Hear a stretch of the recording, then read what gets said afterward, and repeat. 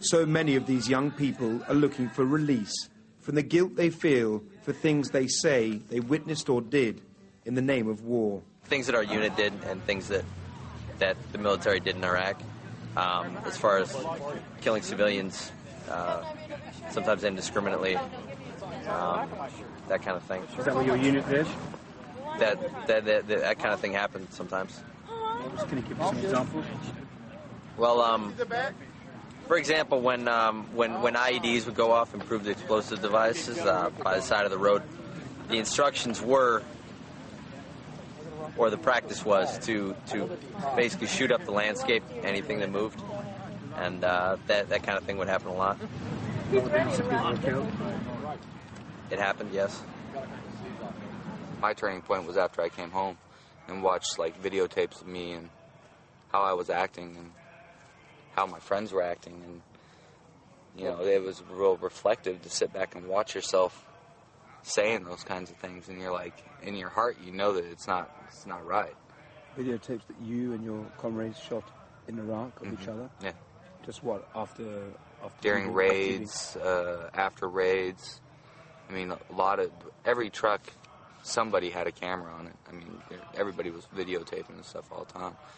Got pictures of Iraqi soldiers beating up civilians and, you know, that kind of stuff. So you were filming as Iraqi soldiers were beating up civilians? Oh, yeah. And it didn't bother you? You know, you get so into it. You're so submersed into it. That's your job.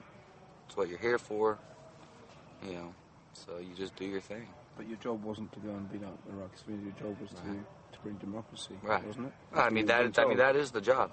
And I wasn't beaten up, and neither was any of the soldiers I was with doing anything. But yeah, I filmed it. I mean, what am I going to do? It's their police station. I mean, it's not my business. And they were laughing and joking as they did this? Oh, yeah. And you were laughing? Yeah, it's so, yeah. And you feel bad about that now? Or? Yeah. I do. I mean, we acted inhumane, and a lot of soldiers down there are very inhumane. From the outset, was there much consideration about the Iraqi people in your mind? Oh, no.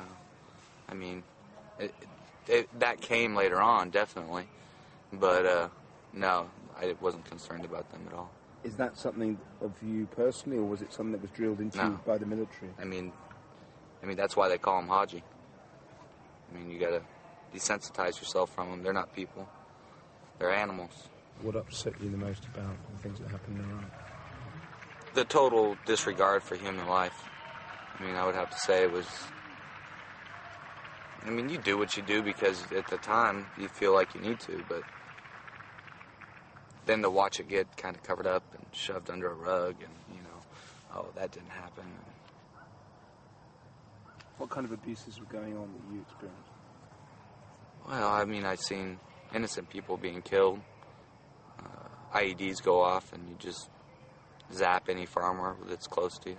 Hit them with the 50 or the Mark 19. You know, those people are out there trying to make a living. But on the other hand, you know, you get hit by 4 or 5 of those IEDs, you get pretty tired of that too. So, I don't know, overall, just the total disregard, how they basically jam into your head, this is Haji, this is Haji. You know, you totally take the human being out of it and make them a video game. Your superiors were doing that? Your commanders? Oh, yeah, of course. Yeah. Up to what level? I mean, everybody. I couldn't say that it was like anyone in Vietnam. Absolutely. Absolutely. I mean, yeah. And if you start looking at them as humans and stuff like that, well, God, how are you going to kill them? So. What was the story about them sometimes throwing spades off to make it look like if someone had been killed innocently, to make it look like they were trying to dig an ID? How did that work? Oh. Our guys didn't do that, but the people that I came in with, we replaced them, and we were doing what's called a right seat ride.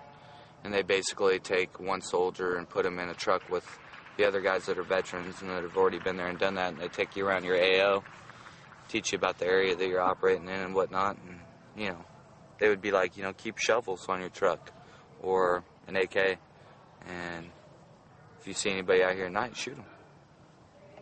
Along the roads, you know, shoot them. And if they weren't doing anything, throw a shovel off.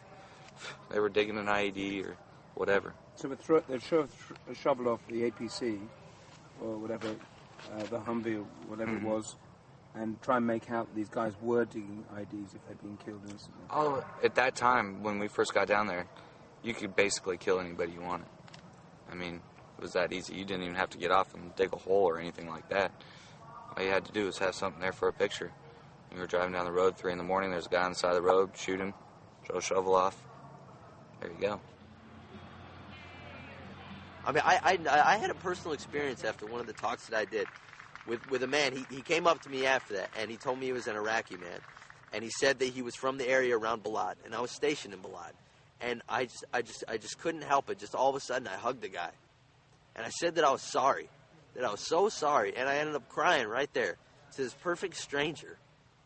And he told me it was okay. You know, he told me it was okay. And that was redemption. That was redemption. And it was beautiful. And that's why we come here and do this.